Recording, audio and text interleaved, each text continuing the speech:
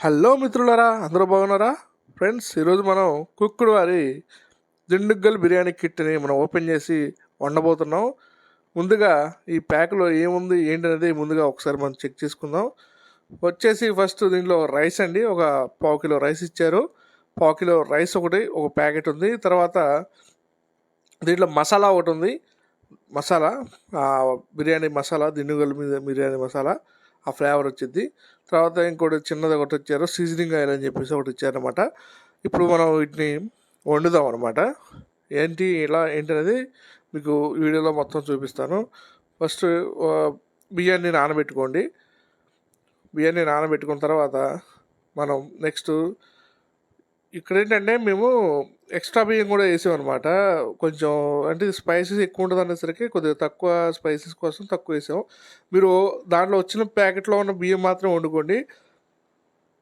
ఈ బియ్యం ఇట్లా మనం కడుక్కొని పక్కన నానబెట్టుకోవాలి. తర్వాత ఇంకో గిన్నె తీసుకొని దాంట్లోకి పేస్ట్ వేసుకోవాలి. పేస్ట్ మొత్తం దాంట్లో పోసేసేయండి.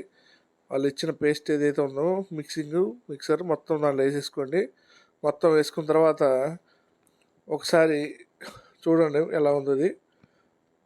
మొత్తం మసాలాలు అన్నీ కలిపేసి ఉన్నాయన్నమాట. నెక్స్ట్ మనం స్టవ్ మీద పెట్టుకోవాలి. స్టవ్ ఆన్ చేయండి.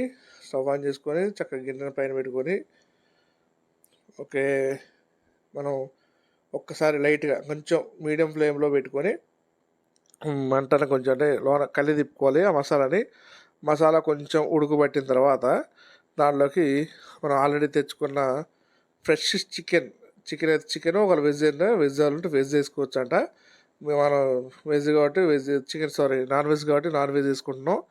నాన్ వెజ్ ప్రియం కాబట్టి నాన్ వెజ్లో చికెనా మటనా ప్రాన్స్ మీ ఇష్టం ఏదైనా వేసుకోవచ్చు. చికెన్ అసలు చికెన్ ఫ్లేవర్ చికెన్కే ఇచ్చారు. ఇది నేను చికెన్ వేస్తున్నాను. ఇలా మొత్తం చికెన్ అంతా వేసుకున్న తర్వాత దానికి కొలతకు వచ్చేసి కప్పు బియ్యానికి కప్పున్నర వాటర్ పోయాలండి. కప్పున్నర వాటర్ పోసుకోవాలి. మొత్తం చికెన్ మొత్తం దాంట్లో వేసేసుకోవాలి. నీట్గా చక్కగా మంచిగా ఫ్రెష్గా ఉన్న చికెన్ అయితే నేను తెచ్చి చికెన్ మొత్తం చక్కగా దాంట్లో వేసేస్తున్నాను. ఫ్రెష్గా చికెన్ అయితే దాంట్లో వేసేసుకోవాలి. నీట్గా చక్కగా వింగ్స్, లెగ్స్, మీ ఇష్టం, చెస్ట్ పీసులు ఏదంటే అది అట్లా వేసుకున్న తర్వాత చెప్పాను కదా వాటర్ వచ్చేసి పోసుకోవాలని చెప్పేసి. నెక్స్ట్ వచ్చేసి ఇక ఈ చికెన్ మొత్తం వేసుకోండి. అంటే మీరు ఎంతైనా తెచ్చుకోవచ్చు.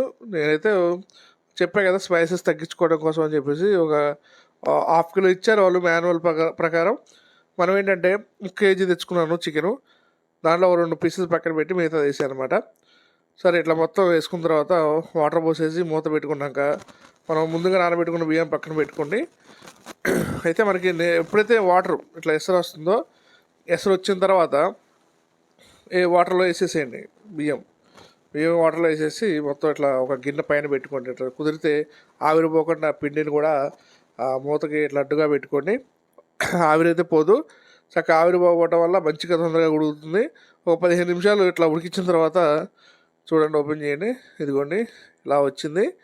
అయితే యాక్చువల్గా కొంచెం నేను ఏంటంటే చెప్పాను కదా వాటర్ బియ్యం ఎక్కువైనాయి. వాస్తవంగా అయితే కుదరలేదనే చెప్పాలి దీన్ని. తర్వాత మళ్ళీ మంట పెట్టి మళ్ళీ చేశాను కానీ కుదరలేదు. ఇట్లా స్టవ్ మీద పెట్టినా కానీ బాగాలేదు. ఏదో పోసాను సీజనింగ్ ఆయిల్లా కానీ ఎలా ఉంటుందో ఏంటో టేస్ట్ అనుకున్నాను.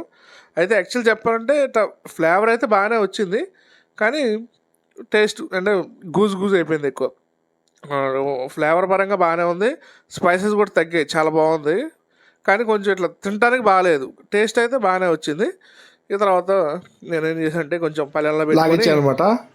Okay friends, like and subscribe and share. Thank you so much.